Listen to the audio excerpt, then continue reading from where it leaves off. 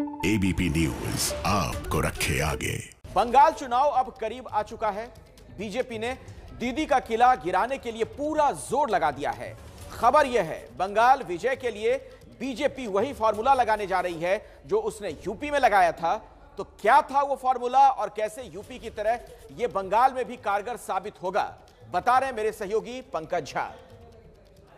कहते हैं कि दिल्ली के लिए सत्ता का रास्ता यूपी से होकर निकलता है, लेकिन कोलकाता में हावड़ा ब्रिज पर खड़े होकर मुझे लगता है कि बंगाल के लिए भी रास्ता यूपी से ही होकर निकलता है। जी आप सही सुन रहे हैं, यूपी की राजनीति का मैं लंबे अरसे से गवाह रहा और इसीलिए इस भरोसे के साथ ये बात कह सकता हूँ। बंगाल में चुनाव से पहले जो राजनीतिक हलचलें हो रही हैं उसको देखकर ऐसा लगता है कि बीजेपी ने भी बंगाल के लिए यूपी फॉर्मूला अपना लिया है। तृणमूल कांग्रेस को उखाड़ कर फेंक देंगे।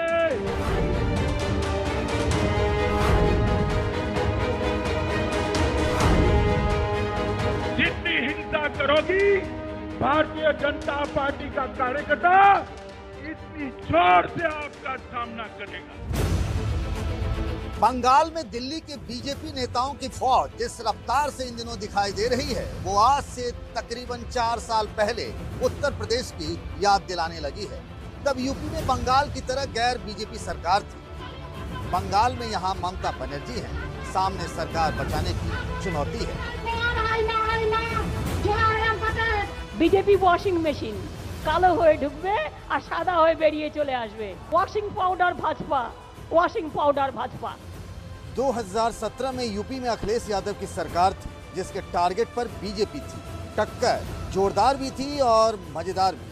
आपके उत्तर प्रदेश के मुख्यमंत्री हमसे शेयर मांग रहे थे, हमने उनको लाइन दिए। हमने सोचा इसको देख करके कुछ दम उनमें आ जाए, लेकिन गुजरात के शेर को संभालना उनके बस का रोग नहीं। इसलिए उन्होंने तय किया है कि भाई ये शेर से डर लग रहा है, उसको तो पिंजरे में ही रखना पड़ेगा। उन्होंने शेर दिया, उन्होंने प्रचार कर दिया। अभी तो मैंने एक ही जानवर का नाम लिया है, लकड़बग्घे का। अगर उन्होंने व्यवहार में कुछ दिया है तो हमने भी व्यवहार में दिया है। तो एक का तो नाम हमने बता दिया कि लकड़बग्घा दिया है, बाकी जानवरों के भी नाम बता दो। नहीं, हम हिंदी के नाम पता करके खोल देंगे नाम उनके भी। आजकल बंगाल की धरती पर जुबानी जंग भी कुछ इसी कदर दिख रही है। कोई पीछे नहीं रहना चाहता है। এমনিতে এটা জেনারেল সিট, কাজেই কোনো অসুবিধা নেই। এমনকি আমি যদি নন্দীগ্রামে দাঁড়াই কেমন হয়? নন্দীগ্রামের মানুষের জন্য আপনি কি করেছেন, অত্যাচারিতদের জন্য কি করেছেন, উত্তর দিতে পারবেন? भगवान राम को 14 सालों का वनवास मिला था। यूपी में भी बीजेपी के लिए सत्ता का वनवास करीब 14 साल का ही रहा। यूपी में बीजेपी ने राम को एक मुद्दा बनाया, लेकिन अब वही प्लानिंग बंगाल में भी है। लेकिन राम के नाम के अलावा भी बीजेपी के पास वो तैयारी और प्लानिंग थी जिसके दम पर उसने अखिलेश यादव और मायावती जैसे राजनीतिक ताकतों के रहते हुए भी सियासी सिक्सर मार दिया। अब वही तैयारी और योजना बंगाल में भी बीजेपी के दम दिखाने की है। पहले आप बंगाल में इस वक्त बीजेपी की रणनीति देखिए। बीजेपी के बड़े चेहरे, चाहे वो मोदी हो या अमित शाह या फिर पार्टी अध्यक्ष जेपी नड्डा, लगातार यहां आकर अपनी मौजूदगी दर्ज करा रहे हैं। लेकिन इसके आगे पार्टी का प्लान बिल्कुल यूपी वाला ही है। बीजेपी ने 2017 में यूपी विजय के लिए एक नहीं कई मोर्चे पर एक साथ काम किया था। उसमें लोगों से जोड़ने से लेकर विरोधी खेमे में सेंधमारी या फिर अपने बड़े नेताओं को फील्ड में उतारने जैसी बात, बीजेपी ने सत्ता लेने के लिए एक फार्मूला बनाकर मेहनत की थी।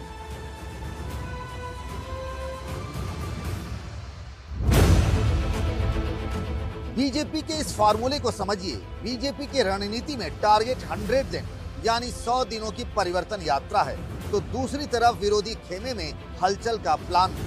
विरोधी खेमे में हलचल से मतलब उधर के नेताओं के लिए अपने दरवाजे खोल देना है, उसमें सेंध लगाना है। संगठन पार्टी की जान है, तो इसके लिए पार्टी बूथ स्तर तक के कार्यकर्ताओं से संवाद कर रही है, उन्हें उनकी अहमियत समझा रही है। पार्टी ने यूपी की तरह बंगाल में सीएम पद का कोई चेहरा पहले से तय नहीं किया है। कोई मुकाबला भले ही छोटा हो, लेकिन बीजेपी उसे हल्के में नहीं लेती। हैदराबाद के स्थानीय निकाय चुनाव का हाल पूरे देश ने देखा और उसका नतीजा भी। पार्टी ने वो बंगाल के मैच को सत्ता का सेमीफाइनल बना दिया है। पार्टी का ध्यान विरोधी खेमे में घर की लड़ाई पर भी रहता है और मुलायम परिवार की घरेलू लड़ाई का फायदा उसे 2017 में मिला भी था। इस बार कोलकाता में भी ममता बनर्जी के परिवार में सीन कुछ ऐसा ही बनने लगा है। बंगाल विजय के लिए भी बीजेपी ने 100 दिनों का प्लान बनाया है। इस प्लान में पार्टी की रथ यात्रा राज्य के सभी 294 विधानसभा सीटों से होकर गुजरेगी, जिसकी शुरुआत 5 फरवरी को होगी। इसका जवाब हमें मतदान वाले दिन देना है, बताना है कि गुंडा कौन है, माफिया कौन है। और इसलिए मैं आपके और हमारे नेताओं के बीच में ज्यादा समय लेना नहीं चाहता।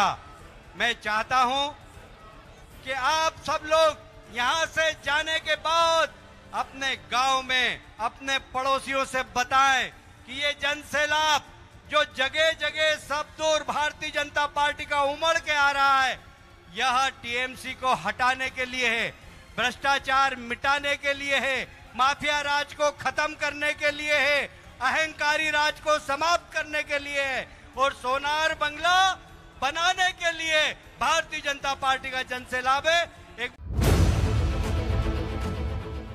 2017 के चुनाव से पहले पार्टी ने यूपी में 4 जगह सहारनपुर, बलिया, ललितपुर, सोनभद्र से यात्रा निकाली थी, जो लखनऊ में आकर खत्म हुई थी। इसकी शुरुआत तत्कालीन पार्टी अध्यक्ष अमित शाह ने सहारनपुर से की थी। बाद में लखनऊ में मोदी ने सभा कर विरोधी पार्टियों को खरी खोटी सुनाई थी। बंगाल में भी प्लान कुछ इसी तरह का है। 5 फरवरी को पार्टी अध्यक्ष जेपी नड्डा परिवर्तन यात्रा की शुरुआत करेंगे। परिवर्तन यात्रा बंगाल में 5 अलग अलग जगहों से निकाली जाएगी। इस यात्रा में पार्टी के लगभग सभी बड़े नेता शामिल होंगे। जनता का दिल जीतने के लिए प्रधानमंत्री मोदी का आना भी लगभग तय है। 2017 में जब यूपी में बीजेपी विजय प्लान कर रही थी, तब परिवर्तन यात्रा में मनोहर लाल खट्टर, जो कि उन दिनों हरियाणा के मुख्यमंत्री थे, वे भी शामिल हुए थे। खट्टर को बीजेपी के सभाओं में लाने के पीछे एक ही मैसेज था। बीजेपी ये संदेश देना चाहती थी कि बिना किसी चेहरे के भी हरियाणा में पार्टी की सरकार बन सकती है, और ऐसा हुआ भी। ये मुमकिन हो गया और ऐसा ही यूपी में भी हुआ। जो फार्मूला यूपी में चल निकला, अब उसी फार्मूले पर बीजेपी बंगाल में भी चल रही है कि बिना किसी चेहरे के पार्टी चुनाव में उतर गई है। बंगाल में बीजेपी की सरकार अगर बनती है तो सीएम कौन होगा, इस बात का जवाब आज की तारीख में किसी के पास नहीं है। हाँ, कुछ चेहरों को लेकर कयास जरूर लगाए जा सकते हैं। इसमें दिलीप घोष से लेकर शुभेंदु अधिकारी शामिल हैं। कुछ लोग क्रिकेटर सौरव गांगुली का भी नाम ले रहे हैं, हालांकि वो अभी तक पार्टी से जुड़े नहीं हैं। हमारे सर्वे में भी यही बात उभर कर सामने आई थी। यूपी की कहानी भी ऐसी ही थी। 2017 में योगी आदित्यनाथ का नाम फाइनल होने से पहले केशव प्रसाद मौर्य, दिनेश शर्मा और मनोज सिन्हा जैसे चेहरों को लेकर तमाम अटकलें लगाई जा रही थी। युद्ध जीतने के लिए ताकतवर होने के साथ साथ विरोधी को कमजोर करना भी जरूरी होता है, या फिर यूं कह लें कि युद्ध में आगे बढ़ने के लिए और जीतने के लिए विरोधी कैंप के घातक हथियार भी खत्म करने बेहद जरूरी होते हैं। या फिल्मी अंदाज में हम इसे यूं भी कह सकते हैं कि नेताओं के लिए लव आजकल का फायदा उठाने में बीजेपी कभी पीछे नहीं रही है। वैसे भी बंगाल में विरोधी कैंप के नेताओं के लिए इन दिनों बीजेपी पहला प्यार है। उत्तर प्रदेश के आखिरी चुनाव अगर आप भूल गए हों तो हम याद दिला देते हैं। समाजवादी पार्टी की अखिलेश सरकार को बाहर का रास्ता दिखाना और उसकी जगह मायावती को आने से रोकना आसान नहीं था। बीजेपी को इसमें एक बड़ी कामयाबी तब मिली जब पार्टी ने विपक्ष के नेता को ही अपनी पार्टी में शामिल करा लिया। स्वामी प्रसाद मौर्य बीएसपी छोड़कर बीजेपी में आ गए। उनके अलावा और भी कई छोटे बड़े नेता थे जिन्होंने बीजेपी का दामन थाम लिया। अब जरा बंगाल को देखिए। बंगाल में ममता के दाहिने हाथ माने जाने वाले शुभेंदु अधिकारी बीजेपी का दामन थाम चुके हैं और मंत्रियों की इस्तीफे की लिस्ट रोज लंबी हो रही है। क्रिकेटर लक्ष्मी रतन शुक्ल और वन मंत्री राजीव बनर्जी जैसे कई चुनाव की तारीखों के ऐलान से पहले ही पार्टी का साथ छोड़ चुके हैं। इनमें से कुछ अगर बीजेपी में शामिल हो गए हैं तो कुछ के आने वाले दिनों में कमल छाप हो जाने की उम्मीद भी है। लेकिन उससे पहले पुराने साथी ममता पर हमले करना भूलते नहीं। अब इसे बीजेपी की किस्मत कह लीजिए या फिर महज एक संयोग, लेकिन सच यही है कि बंगाल की लड़ाई बीजेपी के लिए अब यूपी की तरह ही अपने आप टर्न लेने लगी। याद करिए 2017 के यूपी चुनाव से पहले मुलायम परिवार में सत्ता को लेकर किस तरीके से संग्राम मच गया था। चाचा शिवपाल और भतीजे अखिलेश के बीच आर पार की लड़ाई ठन गई थी। जिन्होंने रास्ता गलत अपनाया वो कभी नहीं जीते। और फिर तो हमने सुना है कि यहाँ पे नई पार्टी भी बनने जा रही है। ये आरोप तो हम पे लगता था कि हम नई पार्टी बनाने जा रहे हैं। कौन समझाए कि नई पार्टी बनाने से कुछ होता नहीं। असली पार्टी तो यहाँ दिखाई दे रही है, समाजवादी पार्टी। बड़ा दुख और अफसोस हुआ, हमने तो टीवी पे देखा जिनपे स्पेयर में है चुनाव चिन्ह, कैसे नेताजी से धोखे से आशीर्वाद ले रहे थे। बताओ देखा कि नहीं देखा? धोखे से आशीर्वाद ले रहे थे। और फिर इन्हीं लोगों ने धोखे में हमें भी पार्टी से निकलवाया था। बताओ निकलवाया था क्या नहीं निकलवाया था? कम से कम ये चुनाव में तो हिसाब किताब कर दो, हमारी मदद कर दो इस चुनाव। यादव परिवार के युद्ध का फायदा बीजेपी को मिला। अब जरा बंगाल की लड़ाई को देखिए। बंगाल में ममता के राइट हैंड माने जाने वाले शुभेंदु पार्टी छोड़ चुके हैं और सीधा मुकाबला ममता से कर रहे हैं। ममता ने भी शुभेंदु के गढ़ नंदीग्राम से चुनाव लड़ने का ऐलान कर दिया है।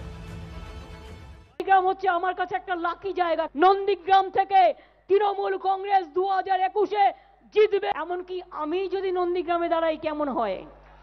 লাখ ভোটে যদি মাননীয়াকে হারাতে না পারি আমি রাজনীতি ছেড়ে দেব। लेकिन दीदी के लिए असली संकट ये नहीं है। उनके भाई कार्तिक बनर्जी ने भी नाराजगी की टुनटुनी बजा दी है। सियासी गलियारों में इस बात की चर्चा है कि कार्तिक कभी भी बीजेपी का दामन थाम सकते हैं। बीजेपी को अगर बंगाल विजय करना है तो उसे ममता के वोट बैंक में सेंध लगाना होगा। उसे वो मुद्दे तलाशने होंगे जिसके सहारे ममता को घेरा जा सके। 4 साल पहले यूपी में भी उसके सामने यही चुनौती थी। बीजेपी ने अखिलेश यादव को राम के नाम पर फंसाया और फिर देवा बनाम महादेवा और शमशान बनाम कब्रिस्तान का खेल खेला गया। अखिलेश उस गेम में यानी बीजेपी के गेम में फंस गए। अब फिर से बंगाल में भी राम के नाम पर संग्राम की तैयारी है। बीजेपी इस कोशिश में है कि राम के नाम पर ममता को फंसाया जाए। बंगाल के अंदर जय श्री राम का नारा स्वागत के लिए होता है। जब प्रधानमंत्री जी आए तब भी जय श्री राम का नारा लगा। प्रहलाद पटेल जी जो सांस्कृतिक मंत्री हैं वो आए तब भी जय श्री राम का नारा लगा। ममता जी आई तो भी जय श्री राम का नारा लगा। अब जय श्री राम के नारे में ऐसा क्या है जिससे उनका अपमान होगा? जैसा कि उन्होंने कहा है कि मेरा अपमान हो गया। भाई जय श्री राम का नारे में क्यों अपमान होता? भारत माता की जय बोलने से क्यों अपमान होता ममता जी का? ये बहुत दुर्भाग्यपूर्ण है। ये उन्होंने राजनीतिक एजेंडा सेट किया अपना, ये उन्होंने जानबूझ के किया। ये इस प्रदेश के अंदर 30% वोट को खुश करने के लिए किया है। नहीं, मेरे को तो लगता है कि गवर्नमेंट का प्रोग्राम का कोई डिग्निटी होना चाहिए। एक गवर्नमेंट का प्रोग्राम है, कोई पॉलिटिकल पार्टी का प्रोग्राम नहीं है। ऑल पॉलिटिकल पार्टी का और पब्लिक का प्रोग्राम है। मैं तो आभारी हूँ प्रधानमंत्री जी का, कल्चरल मिनिस्ट्री का, कि आप लोगों ने कोलकाता में प्रोग्राम बनाया, लेकिन किसी को आमंत्रण करके निमंत्रित करके उसको बेइज्जत करना ये आपको शोभा नहीं देता है। ये कोलकाता का विक्टोरिया मेमोरियल है, लेकिन कोलकाता की एक और पहचान है ईडन गार्डन, जो कि क्रिकेट के लिए मशहूर है। कोलकाता में विधानसभा तक पहुंचने के लिए जो मैदान सजा है उसमें बीजेपी ने अपनी फील्डिंग सेट कर दी है। बीजेपी के फील्डर अपनी अपनी पोजीशन ले चुके हैं और बॉलर बारी बारी से आक्रामक बॉलिंग कर रहे हैं। अब देखना ये दिलचस्प होगा कि ममता बनर्जी इस बार अपना विकेट कैसे बचाती है। ऐसा लगता है बीजेपी वाले को मुंहमांगी चीज मिल गई। मौका नेताजी सुभाष चंद्र बोस के 125वीं जन्मशती कार्यक्रम का था और मंच पर मोदी के रहते जय श्री राम के नारे से ममता दीदी नाराज हो गई और उन्होंने भाषण नहीं किया। इस घटना को महज एक नाराजगी के तौर पर नहीं बल्कि सियासी चश्मे से देखने की जरूरत है। ममता चाहती तो अपनी नाराजगी दूसरे तरीके से भी जता सकती थी, लेकिन उन्होंने मोदी के मंच पर नाराजगी जताकर अपने वोटरों को संदेश दे दिया। ममता को वोट करने वालों में एक बड़ा तबका मुसलमान वोटरों का भी है। ममता ने उन वोटरों को एड्रेस कर दिया। बीजेपी भी यही चाहती है कि बंगाल में उसे राम का कंधा मिले, राम एक मुद्दा बने ताकि वोटरों के बीच ध्रुवीकरण आसान हो सके। लेकिन ममता और बीजेपी के बीच राम के नाम को लेकर संग्राम के बीच एक बड़ी खबर फुरफुरा शरीफ से है, जिसने पिछले दिनों ममता को सत्ता में लाने में अहम भूमिका निभाई थी। फुरफुरा शरीफ के मौलाना पीरजादा अब्बास सिद्दीकी ने नया राजनीतिक मंच बनाने का ऐलान कर दिया। नए राजनीतिक मंच का मतलब है कि वो ममता के साथ अब नहीं है। बीजेपी के लिए इससे अच्छी बात क्या हो सकती है?